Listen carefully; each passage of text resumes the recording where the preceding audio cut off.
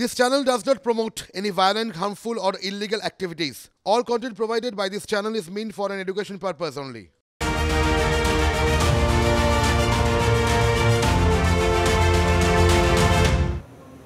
বিহার বিধানসভায় আস্থা ভোটে জয় নীতিশ কুমারের। এনডিএ জোটের পক্ষে ভোট দিলেন বিহারের সংখ্যাগরিষ্ঠ বিধায়ক। নীতিশের পক্ষে ভোট 129টি। আস্থা ভোটের আগে অবশ্য স্লোগান দিতে দিতে বিধানসভা কক্ষ ত্যাগ করেন বিরোধী আরজেডি, কংগ্রেস এবং বাম বিধায়করা। লোকসভা ভোটের আগে অব্যাহত কংগ্রেসের ভাঙন। মিলিন্দ দেওরা, বাবা সিদ্দিকির পর এবার কংগ্রেস ছাড়লেন মহারাষ্ট্রের প্রাক্তন মুখ্যমন্ত্রী অশোক চাওয়ান। ইতিমধ্যেই দলের প্রাথমিক সদস্যপদ ছেড়েছেন। সূত্রের খবর, অশোকের পাশাপাশি বিজেপিতে যোগ দিতে পারেন আরও 3 কংগ্রেস বিধায়ক। সন্দেশখালীর ঘটনায় উদ্বিগ্ন কেন্দ্রীয় নারী ও শিশু কল্যাণ মন্ত্রী। যন্ত্রণার মধ্যে রয়েছেন সন্দেশখালীর মহিলারা। তৃণমূলের অত্যাচারের শিকার মহিলারা। শেখ শাহজাহান কোথায়, জবাব দিন মমতা, মন্তব্য স্মৃতি ইরানির। কৃষক আন্দোলনের আশঙ্কায় দিল্লি জুড়ে 144 ধারা জারি প্রশাসনের। বন্ধ দিল্লির টিকরি বর্ডার এবং সিংঘু সীমানা। দিল্লি উত্তরপ্রদেশ গাজীপুর সীমান্তে পাঁচিল তুলে বন্ধ রাস্তা। পীয়ূষ গোয়েলের সঙ্গে কৃষক নেতাদের বৈঠক। রামলালা দর্শনের সপরিবার কেজরিওয়াল। সঙ্গী পাঞ্জাবের মুখ্যমন্ত্রী ভগবন্ত মান। 22শে জানুয়ারি রাম মন্দির উদ্বোধনের দিন না গেলেও পরে যাবেন বলে জানিয়েছিলেন তিনি। অবশেষে উদ্বোধনের 20 দিন পর মন্দির দর্শন কেজরিওয়ালের।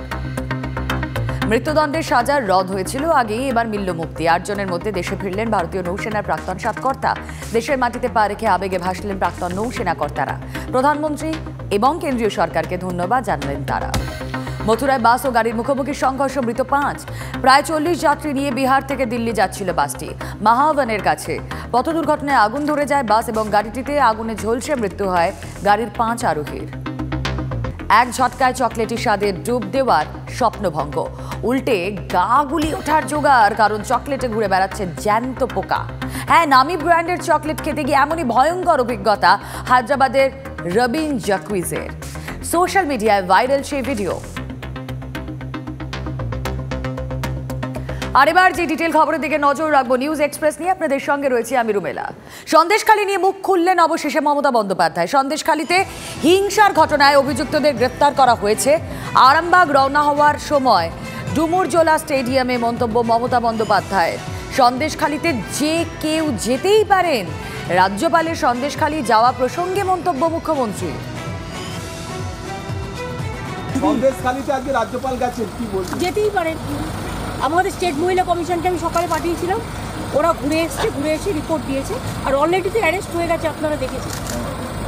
ওখানে যতদূর সম্ভব যাদের বিরুদ্ধে ক্ষোভ বা যারা ভায়োলেন্স করেছে সবাইকে গ্রেফতার করা হয়েছে। পথে বাধা পেলেও সন্দেশখালী স্বাগত জানালো রাজ্যপালকে। উলুধ্বনি, শঙ্খধ্বনি, স্বাগত রাজ্যপালকে। বোসের কাছে ক্ষোভ উগরে দিলেন সন্দেশখালীর মহিলারা। বাধা কাটিয়ে রাজ্যপালের সঙ্গে দেখা মহিলাদের। নির্যাতন, যন্ত্রণার কথা রাজ্যপালকে জানান তারা। I am not for a blame game. What I saw was ghastly, shocking, shattering to my senses. I saw something which I should never have seen. I heard many things which I should never have heard. What I saw there remind me of what Shakespeare said, the hell is empty, all the devils are here. That was the situation which was there. I couldn't believe that this could happen in Kabiguru Rabindranath Tagore's place. It is my bounden duty to see that the honor and dignity of the women are guaranteed and the violators are brought to book. That will be done in my capacity as a governor, and also now in the emotional bond which I have made with them, which is symbolized by this Rakhi. সন্দেশখালীতে পরিস্থিতি খতিয়ে দেখতে রাজ্যপাল অত্যাচারিত মহিলাদের সঙ্গে কথা বলেছেন CV আনন্দ বোস। রাজ্যপালের কাছে শিবু উত্তমদের অত্যাচারের বর্ণনা প্রতিবাদী মহিলাদের। বোসের পা ধরে কেঁদে ফেললেন অত্যাচারিত মহিলারা। সন্দেশখালীতে যা হয়েছে ভদ্র সমাজে তা চলতে পারে না। সংবিধানের আওতায় থেকে লড়বো, হুঁশিয়ারি বোসের। কড়া মন্তব্য রাজ্যপালের। আর এদিন যাওয়ার পথে মিনাখা সহ নানা জায়গায় বিক্ষোভের মুখে পড়েন রাজ্যপাল সিভি আনন্দ বোস। বোসের কনভয়ের সামনে 100 দিনের বকেয়া টাকার দাবিতে বিক্ষোভও দেখানো হয়।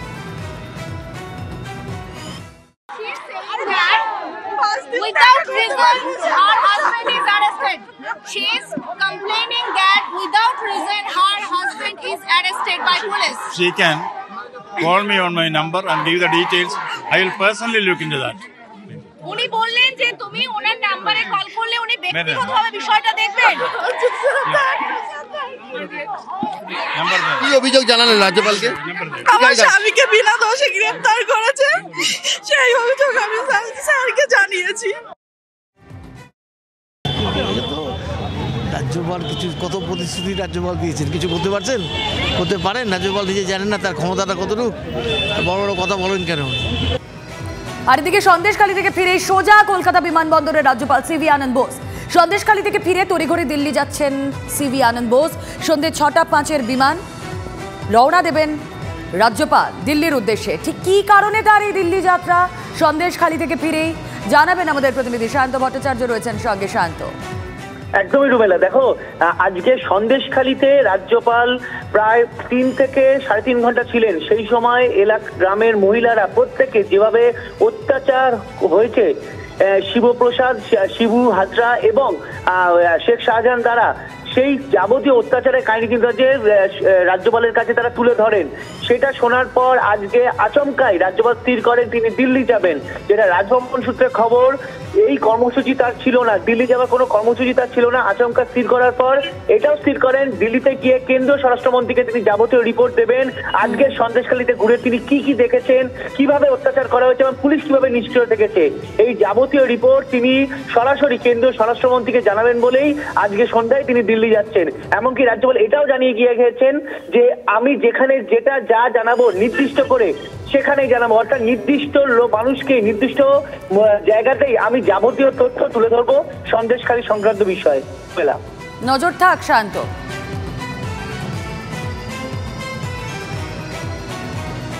আর দিকে রাজ্য পুলিশে আস্থা রাখতে পারছে না সন্দেশখালী। নিরাপত্তার জন্য কেন্দ্রীয় বাহিনীর দাবি তুললেন এলাকার মহিলারা। এখনো শাহজাহান শিবুদের গ্রেফতারির বালাই নেই। প্রতি মুহূর্তে আসছে হুমকি, হুঁশিয়ারি, অভিযোগ গ্রামের মহিলাদের। নিরাপত্তার জন্য তারা এবার বাহিনী চাইছে। কেন্দ্র বাহিনীকে আমাদের চাই, কেন্দ্র বাহিনী। পুলিশকে আমরা ভরসা করতে পারছি না, পুলিশ আমাদের কোনো কিছুই নিচ্ছে না, পুলিশকে আমরা ভরসা একদমই করতে পারছি না। পুলিশ প্রশাসন এখন শুধু শিবুদার চায়, শিবুদার কাছে হয়ে গেছে, মানে শিবুদার কেনা গোলাম যাকে বলে এক কথায়। আতঙ্কে আছি। আমি রাজ্যপালের কাছে হাত জোর করে বলবো যে আমাদেরকে কেন্দ্র সরকার, কেন্দ্র বাহিনী অবিলম্বে আমাদের সন্দেশখালীতে দেখ।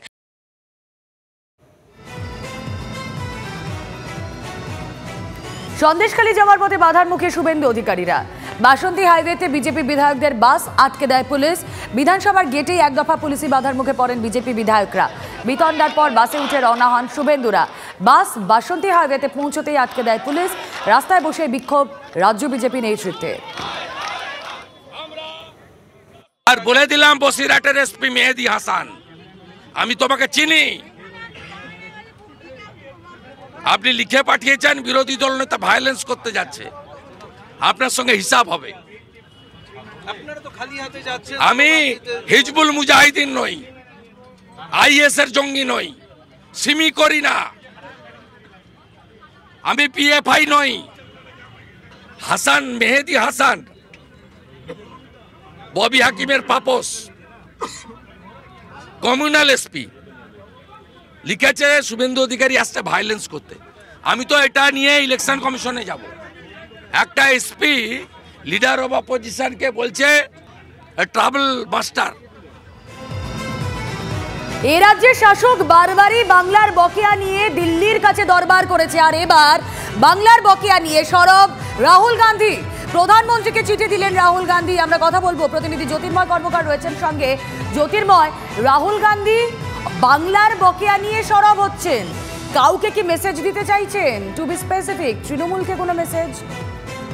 একদমই, এই বিষয়টাই কিন্তু অত্যন্ত গুরুত্বপূর্ণ বিষয়। চিঠিতে যে কথা তিনি উল্লেখ করেছেন তা হচ্ছে ভারত জোড়ো ন্যায়যাত্রা বাংলার মধ্যে দিয়ে চলাকালীন তার সঙ্গে একাধিক কৃষক সংগঠন এবং একাধিক কৃষকরা এসে তারা দেখা করেন, বিশেষত গ্রামের মানুষ এসে দেখা করেন এবং তারা সরাসরিভাবে যে অভিযোগ করেছেন তা হচ্ছে তারা 100 দিনের কাজের টাকা, MGNREGA এর টাকা তারা পাচ্ছে না। অর্থাৎ কেন্দ্রীয় বঞ্চনার শিকার যে বাংলার মানুষ হচ্ছে সেই বিষয়টি তার নজরে এসছে বলে তিনি চিঠিতে জানিয়েছেন এবং লক্ষ লক্ষ মানুষের টাকা বকেয়া রয়েছে।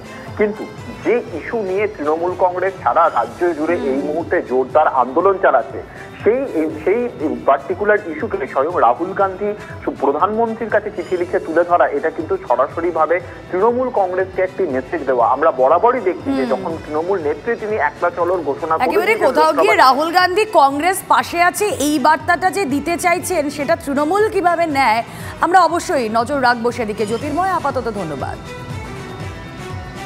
এই গুরুত্বপূর্ণ খবরগুলো তো আসতেই থাকবে, আপনাদেরকে দিতে থাকবো, কিন্তু সন্দেশখালী থেকে কোনোভাবেই নজর ঘোরানো যাচ্ছে না। তার কারণ রাজ্য মহিলা কমিশনের দপ্তরে গেলেন কামদুনির প্রতিবাদী টুম্পা এবং মৌসুমী কয়াল। সন্দেশখালীতে নিপীড়িত অত্যাচারিত মহিলাদের সুরক্ষা এবং নিরাপত্তার দাবি জানিয়েছেন তারা। ন্যায় বিচার যাতে অবিলম্বে হয় তা নিশ্চিত করার জন্য দ্রুত পদক্ষেপের দাবি কামদুনির প্রতিবাদীদের। দেখুন, এটা একটা হাস্যজনক কথা, কারণ ওখানকার যিনি সাংসদ তিনি কিন্তু একজন মহিলা, আমাদের রাজ্যের মুখ্যমন্ত্রীও একজন মহিলা। সেখানে সাংসদের মুখেও একটা সন্দেশখালীর মহিলাদের নিয়ে কোনো বাক্য শোনা যায়নি এবং আমাদের রাজ্যের মুখ্যমন্ত্রীর মুখেও কিন্তু একটা বাক্য শোনা যায়নি। সেই জায়গায় আমরা আশ্চর্য হয়ে যাই যে কি করে আমরা এই সরকারের উপরে ভরসা করব এবং এই সাংসদদের উপরে ভরসা করব, যারা আজকে ওখানকার যিনি সাংসদ এই সাধারণ মানুষের জন্যই তো উনি আজকে ওই জায়গাটায় পৌঁছাতে পেরেছেন না। সেই জায়গায় সন্দেশখালীর মহিলাদের জন্য একটা মুখের কোনো নীরব নেই। দেখুন, মহিলা কমিশনারের দ্বারস্থ তো আমাদের হতেই হতো, কারণ এতদিন মহিলা কমিশনার ঘুমাচ্ছিলেন, নাকে সর্ষের তেল দিয়ে দুটো কানে তো তুলো গুজে ঘুমাচ্ছিলেন। রাজ্যে যে এইভাবে মহিলাদের উপরে অত্যাচার হচ্ছে এখনো পর্যন্ত মহিলা কমিশনার একটা বাক্য উচ্চারণ করেননি। তো আজকে আমরা বাধ্য হয়েছি মহিলা কমিশনারের কাছে দ্বারস্থ হতে বা চিঠি দিতে, যেহেতু সন্দেশখালীর মেয়েদের ওপরে যে অত্যাচারটা হচ্ছে, আমরা নয় দিনের বেলা তাদের পাশে গিয়ে দাঁড়াচ্ছি, কিন্তু আমরা যখন সারাদিন পর রাতে বাড়িতে ফিরে আসবো তাদের উপরে যে অত্যাচার হবে না এর গ্যারান্টি কে দেবে? আর এদিকে আজও শুনানি হলো না নিরাপদ সর্দারের। নথি দিতে না পারায় থমকে গেল শুনানি হলো না উত্তম সর্দার বিকাশ সিং এরও। এটা সন্দেশখালী নয়, আদালত সন্দেশখালীর ঘটনায় ভর্ৎসনা কোর্টে অপদার্থের মতো কাজ বলে তিরস্কার বিচারকের। নথি দিতে এত গড়িমসি কেন পুলিশের? কেন নথি জোগাড় করতে পারছে না পুলিশ, নাকি অন্য কোনো কারণ? নিরাপত্তা কিছু অন্যায় করেছে, ভুলভাবেই তাদেরকে কেস দিয়েছে, অন্যায় মানা যায় না। অন্যায় মানবো না। শেখ শাহজাহান কোথায়? নিরাপত্তা বাবু, শেখ শাহজাহান কোথায়? এটা উঠে যাও। শেখ শাহজাহান কোথায়? এটা তো অন্য রাজনীতি আছে, বিরোধীদের ভোট ভাগ করার জন্য হাওয়া দেওয়া, নাহলে পুরো ইস্যুটাকে বিজেপি হাইজ্যাক করে নিচ্ছে। বিজেপির নেতা অ্যারেস্ট হয়ে গেছেন আগে, এখন ওটাকে ডাইভার্ট করতে হবে, সেই জন্য একজন চেলাকে অ্যারেস্ট করা হয়েছে শাহজাহানের, আর এখন সিপিএমের এমএলএকে ধরে ওদেরকে হাওয়া দেওয়া হচ্ছে যাতে বিরোধী ভোটটা ভাগ হয়, যাতে এই যে জনরোষ এটা একদিকে না যায়। ঘাটাল মাস্টার প্ল্যান করবে রাজ্যই। ঘাটাল মাস্টার প্ল্যান নিয়ে আর কেন্দ্রের উপর কোনো ভরসা নয়, 17 লক্ষ মানুষ উপকৃত হবে। আরামবাগের সভা থেকে ঘোষণা মুখ্যমন্ত্রীর, দেবের প্রশংসা মুখ্যমন্ত্রীর গলায়। ঘাটাল মাস্টার প্ল্যান আরও যে 1250 কোটি টাকা লাগবে, আমি অলরেডি ইতিমধ্যেই বলেছি, এগুলো ফেস বাই ফেস করতে হয়, 3-4 বছর টাইম লাগে। কিন্তু দেব যখন আমার কাছে আবদার করেছে, দিদি ভাইকে তো ফেরাতে পারে না, তাই কেন্দ্রের ওপর আর আমরা বসে না থেকে কবে দিল্লি দেবে, তারপরে হবে, কবে কোকিল ডাকবে, তবে বসন্তকাল আসবে, তা চিন্তা না করে আমি ইনস্ট্রাকশন দিচ্ছি, বিশেষ করে আমার প্রভাত মিশ্র এবং গোপালিকা আছে আমার চিফ সেক্রেটারি, তাদের কাছে পরিকল্পনা তৈরি করে এটা যাতে আমরা 3-4 বছরের মধ্যে আমরা করে ফেলতে পারি, তার জন্য। দেব, now you are the champion of the Ghatal master plan, সুতরাং তোমার আবদার আমি কিন্তু রেখেছি। উত্তপ্ত সন্দেশখালীর আজ বিধানসভায়। সন্দেশখালী যাওয়ার আগে বিধানসভার ওয়েলের মেঝেতে বসে বিক্ষোভ বিজেপি বিধায়কদের। সন্দেশখালীর সঙ্গে আছি স্লোগান লেখা টি শার্ট পরে প্রতিবাদ, টি শার্ট খোলার নির্দেশ অধ্যক্ষের।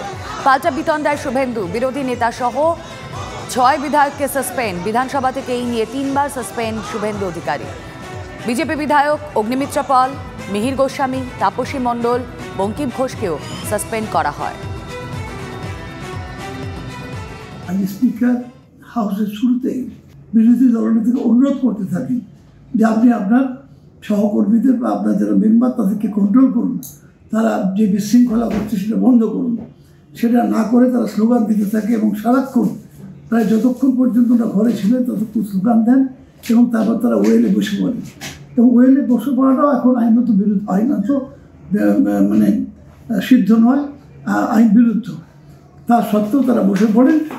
তখন আমি 6 জনের বিরুদ্ধে স্পিকারের কাছে প্রস্তাব পেশ করি যে এদেরকে বিধানসভা থেকে বহিষ্কার করে দেওয়া হোক অন্তত 30 দিনের জন্যে, অথবা যতদিন পর্যন্ত হাউস চলবে ততদিনের জন্য। অসুস্থ স্বামীর চিকিৎসা করাতে এসে জুটল শ্লীলতাহানি, মারধর। হ্যাঁ, এমনই ঘটনা ঘটেছে জলপাইগুড়িতে। জলপাইগুড়ি মেডিকেল কলেজে বিস্ফোরক অভিযোগ। পরিবারের অভিযোগ, জরুরি বিভাগের চিকিৎসক অসংলগ্ন আচরণ করেছিলেন। প্রেসক্রিপশন লেখা কাগজ পার করে টেবিলের উপরও লিখতে থাকেন। পরিস্থিতি বেগতি বুঝে পরিবারের লোকেরা প্রতিবাদ করায় নিরাপত্তারক্ষীকে ডেকে পাঠান ওই ডাক্তার। অভিযোগ, সেই নিরাপত্তারক্ষীরা পরিবারকে বেধড়ক মারধর করে। ছেলেকে মারছে দেখে মা এগিয়ে এলে তাকেও মারধর করা হয় বলে অভিযোগ। ভিডিও রেকর্ড করতে গেলে জোর করে মোবাইল কেড়ে নেওয়ার অভিযোগ উঠছে।